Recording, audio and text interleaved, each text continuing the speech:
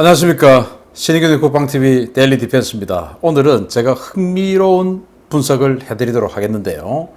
주한미군 공군기지 지금 2개 있죠. 오산기지, 군산기지. 거기에 수송기들 거의 많이 매일 오는데 아무도 수송기 오는데 관심 안 가지죠. 그런데 하늘의 요새가 부활합니다. 미국 C-17이 뜨면 벌어지는 일인데요. 미국 수송기들이, 주한미군 수송기들이 뜨면 벌어지는 일, 도대체 무슨 일이 벌어질까?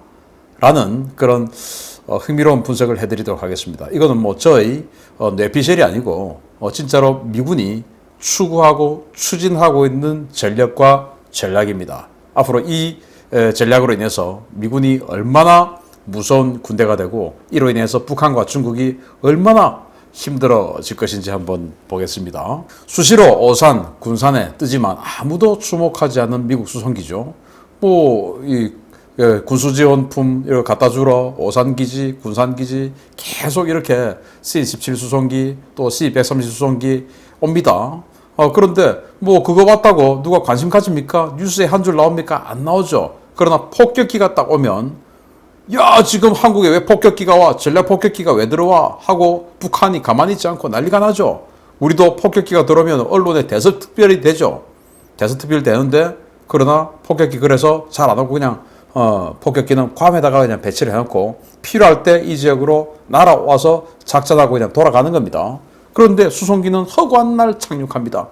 이 시간에도 이 동영상을 만들고 있는 이 시간에도 또 이 동영상을 보시고 계시는 이 시간에도 수송기는 오산과 군산에 계속 착륙을 하고 있습니다.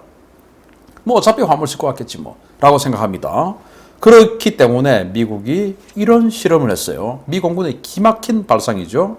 수송기를 이용한 흥미로운 실험인데 21년 6월에 이런 실험을 했어요. 뉴멕시코주 화이트샌드 미사일 발사 실험장에서 뭔가 툭 떨어지네요. 수송기죠. 수송기에서 후방 램프로 뭔가 툭 떨어집니다. 그런데 보시다시피 뒤에 낙하산이 펴지고 여기에 뭔가 둥그런 것들이 있는데 이게 미사일입니다. 미사일이 지금 툭 떨어지고 있어요. 미사일이 발사가 아니고 지금 낙하산에 매달려서 그냥 하늘에서 뒤로 스르륵 밀려가서 떨어지고 있습니다. 이게 뭐냐? 모든 수송기는 이제 폭격기가 된다라는 미 공군의 레피드 드래곤 사업인데, 그러니까 신속한 용이다 이거죠. 이제 이 용이라고 하는 것은 공격적인 어떤 무기다. 그래서 수송기를 가지고 공격을 하는 이런 시스템을 만들자 해서 화물용 팔레트를 개조해서 다양한 정밀 유도 무기를 적재한 뒤에 이를 수송기를 이용해서 공중에서 투발하는 새로운 화력 투발 개념을 연구하는 사업입니다. 일반 유도폭탄은 물론 활공 유도폭탄, 공중발사 순항미사일까지 수송기를 이용해 투발하는 데 성공하며 수송기의 폭격기화 시대를 개막합니다. 그래서 수송기 C-17, 또 여기에 있는 C-130, 이 그림은 C-130이죠. 이런 C는 뭐냐면 카고입니다. 그래서 카고 자가 붙어 있는 이걸 가지고 B, 즉 바머, 폭격기 용도로 쓰겠다 이거예요. 그래서 미군들의 그 항공기 앞에다가 붙는 거, 이게 그 비행기 항공기 성격을 말해주거든요. F가 붙은 파이터죠. 전투기. 그래서 F-16, F-15, F-35 전투기입니다. 그리고 B가 붙은 폭격기죠. 바머. 그래서 B-52, B-1B 폭격기입니다. 그리고 카고, C가 붙으면 카고, 수송기입니다. 그런데 수송기를 가지고 바머를 하겠다 이거예요. 그래서 이렇게 특수 개조한 팔레트에다가 미사일을 위에 올려놓고 그걸 떨어뜨립니다. 그래서 이 그림을 보면 저 밑에 지금 하나가 지금 떨어지고 있죠. 그리고 두 번째 또 떨어지고 있죠. 이런 식으로 분리가 되어서 낙하를 합니다. 낙하를 하다가 자세를 잡고 이제 점화가 되어서 날아가는 겁니다. 그래서 일단 수송기에서는 이 수송기는 폭격기가 아니다 보니까 파일런이 없으니까 발사를 할 수가 없죠. 그 발사를 그냥 팔레트에다가 얹어놓고 이걸 이제 파레타이징 웨펀 시스템이라고 하는데 팔레트에다 얹어놓고 떨어뜨리고 이 팔레트에 낙하산에 달려있어 천천히 내려가면서 하나씩 분리가 되어서 자세 잡고 발사가 되는 것입니다. 하늘에서. 이렇게 해서 그걸 4연속 투발하는 실험까지 성공했어요. 미국이. 자, 그러면 이 특수 개조 팔레트에는 어떤 미사일이 탑재되냐? 기본적으로 이 제즘 ER과 LRA-SM이 탑재가 되는데요. 이 제즘 ER은 뭐냐면은 최대 사거리 900km짜리 순항 미사일입니다. 거기다가 스텔스죠. 마 0.7의 속도로 날아가고 WDU-42 고성능 관통탄두가 들어가는데 탄두 중량은 450kg입니다. 관통탄두, 즉 벙커버스터 역할을 수행할 수 있어요. GPS로 보정해서 아주 정밀하게 날아갈 수 있고 관성함법 INS로 날아갑니다. 그리고 보시다시피 스텔스 디자인이라서 레이더에 잘 걸리지가 않습니다. 그래서 0.7의 아주 느린 속도로 날아온다 하더라도 적 레이더가 탐지를 할 수가 없어요. 탐지를 할 때쯤 되면 이미 맞기 직전에 탐지가 되기 때문에 대응을 할 수가 없는 겁니다. 그리고 이 LRA-SM 이건 이제 똑같은 AGM-158B가 제즘 ER이고 그 B를 개량한 게 C인데 이건 LRA-SM으로 불립니다. 이건 뭐냐? 제즘 ER은 공대지 순항미사일인데 그 공대지를 공대함, 즉 군함을 타격하는 용도로 개량한 거예요. 이 최대 사거리는 최소 560km 이상. 그러니까 제즘 ER이 900km니까 뭐 당연히 뭐 560km 이상이라고 하면 한 900km까지는 날아가겠죠. 속도 똑같습니다. 마 0.7. 그리고 탄두도 거의 비슷합니다. 그런데 패시브 레이더, 군함을 탐지를 하려고 하면은 레이더를 작동시켜서 군함을 수색해야 되지 않습니까? 이 레이더를 끌 수가 있어요. 왜? 레이더가 작동이 되면 군함에 있는 그 레이더 경보 장치가 울리게 되죠. 그래서 형상은 스텔스 디자인이라서 레이더의 탐지가 안 된다 하더라도 그 레이더 전파 때문에 군함이 내가 어딘가에서 지금 공격을 받고 있구나 라고 인식을 할 수가 있습니다. 그래서 레이더를 끄고도 날아갈 수 있어요. 데이터 링크를 받아가지고 그렇게 해서 날아가는데 여기다가 또 인공지능 AR을 집어넣습니다. 그래서 인공지능으로 표적을 인식해요. 야, 너 우달로이구나. 너 중국 054A구나. 너 052D구나. 052D의 약점은 여기지. 그리고 난창이구나. 너는 난창 뭐 13,000톤 주말도 웃기고 있네. 너의 약점은 여기지. 이걸 다 인식해서 여러 가지 공격 기동을 스스로 자세를 잡아나갈 수 있는 그런 무기체계예요. 이제 이 두 가지가 기본적으로 탑재가 됩니다. 그러면 수송기 한 대는 몇 개의 팔렛 런처가 들어갈까요? 요 위에가 이제 C-130J 그리고 이 아래가 C-17 미국의 대표적인 수송기죠. C-130J도 J-30이라고 해서 동체 연장형이 있습니다. 우리 한국도 있어요. 동체 연장형 뭐 있는데 그거 감안하지 않고 그냥 C-130J로만 계산을 하겠습니다. 해봤더니 이 파레트를 미사일은 길쭉하지 않습니까? 그래서 아까 투하했던 그 파레트를 두 개를 이어 붙인 거예요. 미사일이 길쭉하다 보니까. 그래서 기본적으로 C-130에는 그 파레트가 6개가 들어가는데 그 6개를 다 이어 붙였으니까 결국 미사일 런처 파레트는 3개 세트가 들어가요. 3세트.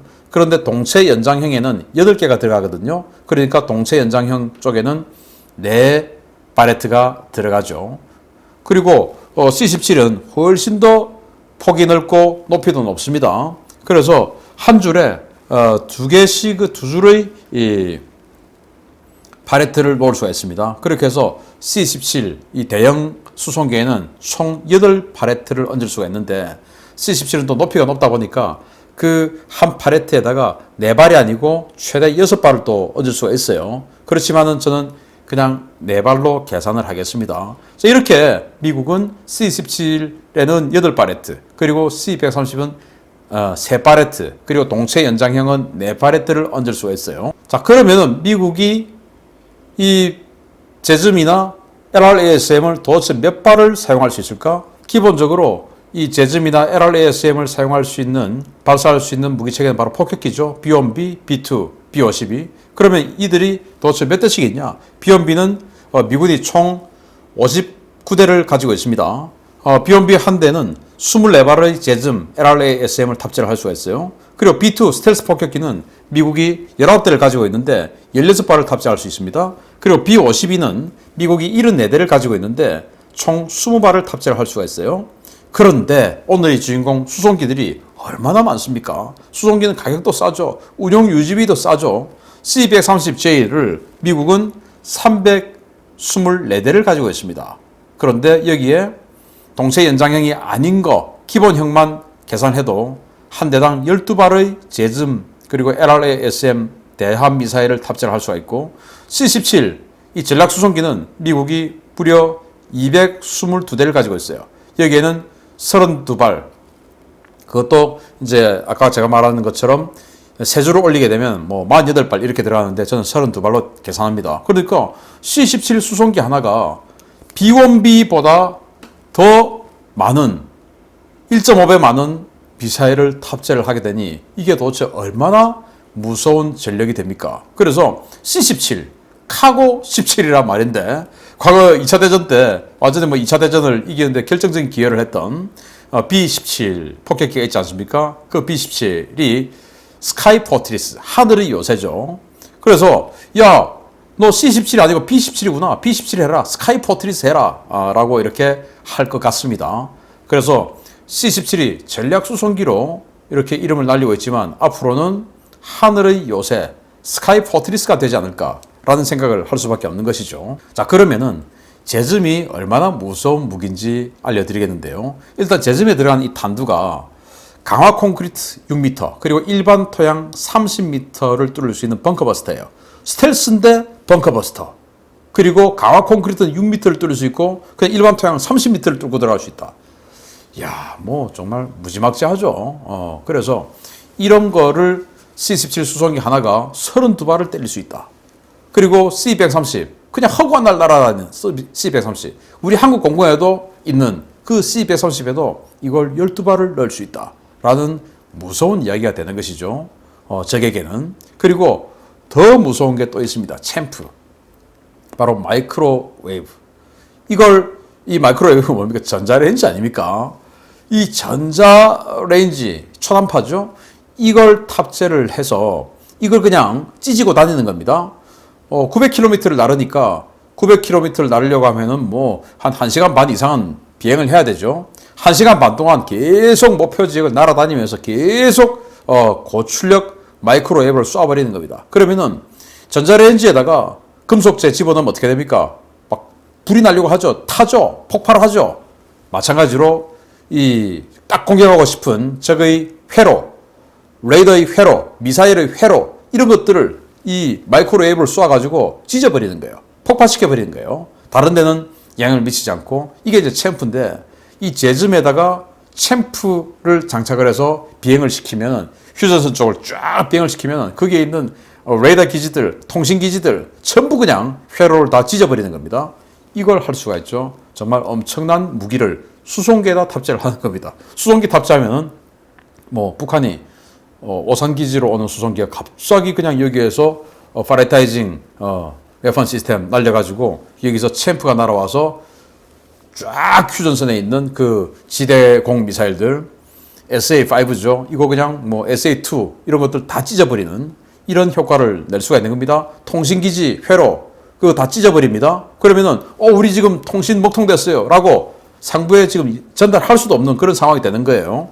그리고 중국이 가장 두려워하는 무기는 이 LRA-SM입니다. 아까 그 제즘 같은 경우는 북한이 두려워하겠죠. 그런데 중국은 이 LRA-SM 미국의 FAS죠. 전미과학자 연맹인데 그 FAS의 한스 크리스텐슨이라고 하는 유명한 연구원이 이렇게 이야기를 했습니다. B-1B 4대면 96발의 LRA-SM을 발사할 수 있다. 이 정도 수량이면 중국 항모 전단을 괴멸시키고도 남는 수준이다. 96발, B-1B 4대. B-1B 4대가 쫙 일격에 뜨면 각 24발씩의 LRA-SM을 쏠 수 있으니까 96발. 그런데 B-1B 4대가 쫙 뜨면 상대가 당연히 긴장하죠. 또 B-1B 4대가 뜨면 그 B-1B를 호위하기 위해서 이 전투기 뭐 해서 완전 스트라이크 패키지가 쫙 움직이는 겁니다. 그런데 수송기는 스트라이크 패키지 옆에서 뭐 전투기 호위 안 해도 되죠. 뭐 수송기에 아무도 관심 안 가지니까. 그런데 B-1B 4대가 할 일을 C-17 세대가 할 수 있어요. 여기에 32발씩 실으니까 이 세대면 96발. 이거면 중국의 항모 전단, 이 한스 크리스텐슨의 분석에 하면 완전히 항모 전단 전체 하나를 괴멸시키고도 남는다라는 겁니다. 자, 그래서 AI니까 야, 지금 난창함이야. 저기 랴오닝이네. 난창 내가 때릴게. 랴오닝은 네가 때려. 그런데 랴오닝은 덩치가 크니까 우리 LRSM 니들 10발 뭉치는데 양 사방에서 동시에 들어가게끔 니들 따로따로 비행해. 그러니까 넌 더 빨리 날아가고 크게 우회해. 넌 좀 천천히 날아가. 이렇게 하는 겁니다. 자, 난창 13,000톤이야. 저거 때리려면 우리 최소 3발은 때려야 되겠다. 그러면 나는 밑으로 들어가서 용고를 때릴게. 너는 헤드 때려가서 함교에 들어가서 이 레이더 시스템 다 마비시켜. 너는 뒤쪽으로 돌아 들어가서 전투정보실 왼쪽 하단부에 있으니까 저기 때려버려. 이런 식으로 자기네들끼리 통신 주고받으면서 가는 겁니다. AI니까 정말 무지막지한 거죠. 더군다나 스텔스고 패시브 상태니까 레이더파를 방사를 안 하니까 상대는 미사일이 날아온지도 몰라요. 스텔스 디자인이니까 보이지가 않죠. 또 레이더파를 끄고 있으니까 느껴지지가 않죠. 이런 상태에서 그냥 맞아버리는 겁니다. 이게 중국 항모전단에게는 그냥 죽음의 사신이 되는 것이죠. 자, 이렇게 되면 폭격기 태스크포스 BTF도 필요 없죠. 그냥 전기 수송편, 그냥 물자 수송하는 그 전기 수송편 항공기 그 자체가 이제 위협이 되는 겁니다. 매일 여러 대씩, 어떨 때는 수십 대씩 왔다 갔다 하는 그 전기 수송편 수송기가 이게 언제 그냥 여기에 군수지원품 대신 제점이 들어있는지 LRASM이 들어있는지 모르죠. 그런데 북한이 또 중국이 왜 한미연합훈련을 싫어합니까? 연합훈련 한다고 해서 많은 전력이 들어와서 그거 가지고 진짜로 때려버릴까 봐 무서운 것이거든요. 그래서 훈련이라고 하는 것은 공식적으로 추가의 전력을 추진할 수 있는 거예요. 그게 무서운 것 중에 하나인데 이건 그 훈련을 하지 않고도 그냥 평시에 왔다 갔다 하는 그냥 버스입니다. 버스, 셔틀버스. 그거 가지고 이렇게 때릴 수 있으니까 LRASM이 만약에 군산기지 상공에 있으면 이야, 서해 전역이 타격권에 들어오네요. 오키나와에서 그리고 일본 요코타에서 왔다 갔다 합니다. 계속 이렇게 왔다 갔다 하죠. 그런데 여기 딱 떠 있으니까 서해 전역이 LRASM 대한미사일, AI 스텔스 대한미사일 타격권에 들어오죠. 중국 북해함대 사령부 그냥 끝나는 겁니다. 그리고 오키나와에서 딱 뜨면 중국 동해함대 상하이 바로 밑에 있죠. 동해함대 사령부 끝나는 거예요. 그리고 제즘 ER 이게 또 이 군산 지역에 딱 떠 있으니까 북한 전역 그리고 베이징까지 타격권에 들어오게 되는 겁니다. 이걸 C-17은 한 대가 32발 이게 뭐 여러 대 있으면 수십 수백 발을 그냥 마구마구 스텔스 미사일 때려버리는 이런 자산이 되는 것이죠. 뭐 한미연합 훈련한다고 해가지고 맥스 썬더 한다고 해서 어마어마한 공군력 전개되고 이거 안 해도 그냥 매일매일 왔다 갔다 하는 이 셔틀버스 얘들이 그냥 어마어마한 공격을 퍼부을 수가 있게 되는 것입니다. 그런데 이것만 하냐? 미국이 완전히 그냥 이 파레타이징 웨폰 시스템 폭주를 하고 있어요. 해보니까 너무 좋고 효율적이다 해서 이제는 경비행기까지 각 기지별로 왔다 갔다 하는 또 연락기들이 있어요. 세스나기 이런 거. 자, 여기 MC145B 윌리 코요테라는 건데 여기에다가 지금 이렇게 테스트를 했습니다. 지금 다 만들어가요. 한 발을 씻습니다. 그래서 후방 램프 딱 열고 밑으로 쫙 내려서 쫙 발사하는 이런 식으로 이제는 경비행기까지 연락 경비행기까지 한 발의 이런 관통탄두 벙커버스터 스텔스 장거리 순항미사일 900km를 날아가는 이걸 때릴 수가 있으니까 이 휴전선 지역에 또 기지 간에 왔다 갔다 하는 이런 장교들이 타고 왔다 갔다 하는 이런 연락기도 이런 일을 할 수가 있게 되네요. 북한 큰일 났습니다. 중국 큰일 났네요. 자, 그래서 북한과 중국 지도부 잠 못 이루는 밤이 매일매일 개봉박도 되겠습니다. 자, 이 PPT를 만드는 그 시점에 우리 대한민국 주변에 항공기 날아가는 사진입니다. 이렇게 많은 항공기들이 날아다니는데 여기에 수송기들 엄청나게 많죠. 여기에서 지금 폭격기가 한 대도 안 오니까 폭격기 왔다 하고 뭐 북한에서 난리 나고 안 하지 않습니까? 그런데 매일 다니는 이 수송기들 도대체 이 많은 비행기들 중에서 어디에 LRASM이 장착이 됐는지 제즘이 장착됐는지 아니면 챔프가 들어가서 이 휴전선 전역에 있는 이 레이더 기지를 다 찢어버리고 다닐지 알 수가 없는 거예요. 이 중에 어떤 비행기 쏠지 네가 알 수 있겠냐? 북한, 중국 큰일 났습니다. 자, 주한미군에 매일 왔다 갔다 하는 이 수송기들이 앞으로는 게임 체인저가 되겠습니다. 새로운 무기 체계로 대해서. 자, 우리도 C-130 수송기 많이 가지고 있으니까 미국하고 잘 상의해서 우리 수송기에도 이런 거 한번 적용해보는 것은 어떨까라는 생각을 해봅니다. 마치겠습니다. 감사합니다.